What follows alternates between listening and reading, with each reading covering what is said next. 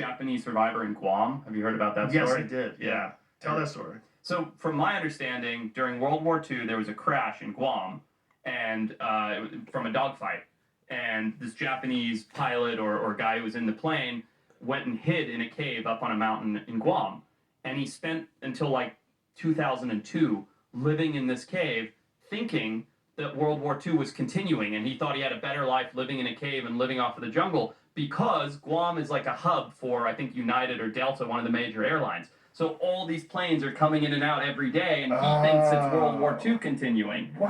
Yeah, and there's military bases and everything else in Guam. So was it really 2002?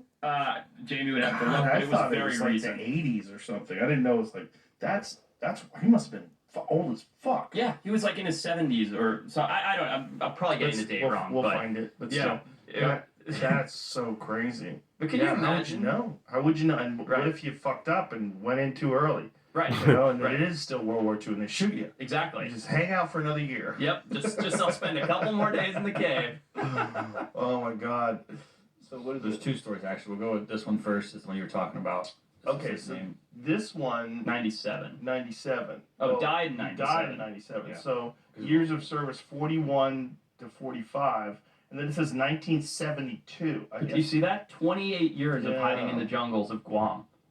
Yeah, I think that's what we're talking about there with 45. So I found him in 72. I just saw a story this morning, which it's not new. It apparently was in 2013. There's a man. A man took his two sons after Vietnam came, and they were hid in the woods for 40 years.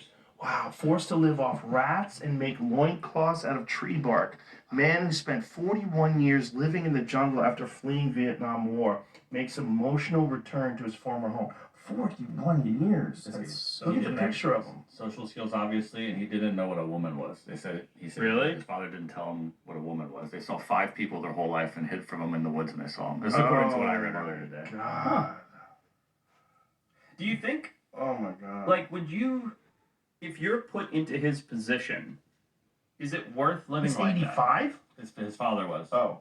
Father 85. I just looked at that really quick. I'm like, God damn, it looks great. Maybe that's how we're supposed to live. Yeah, rat head was his favorite. Rat head. Dude, well, who doesn't like a good rat head? Why is his haircut so good? That's a good question. This is bullshit. I think this is after they found him and they took him back to take pictures and shit. He was probably showing what he was doing the whole time. They redressed him. This is horseshit. Look, right here. Yeah, they redressed him. They redressed him in rags. Yeah, like for the photos. That's what he looked like when they found him? Yeah, that looks like a guy living in the woods. Wow. Rat head. He's eating rat heads.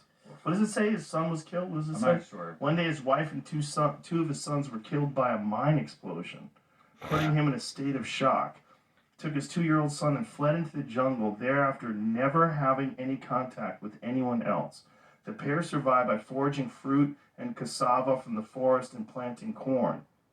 They wore loincloths made of tree bark and lived in a timber hut raised 5 meters above the ground.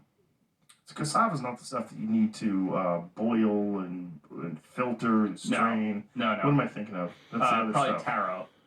Taro root. Is that what it is? Yeah, cassava is like a potato, basically. Right, yeah. right. What is the one that like actually has strychnine in it? It's very common in the jungle of Central America and South America. I think taro is what you're referring to because it's very starchy and basically inedible until you boil it down. Is that what it is?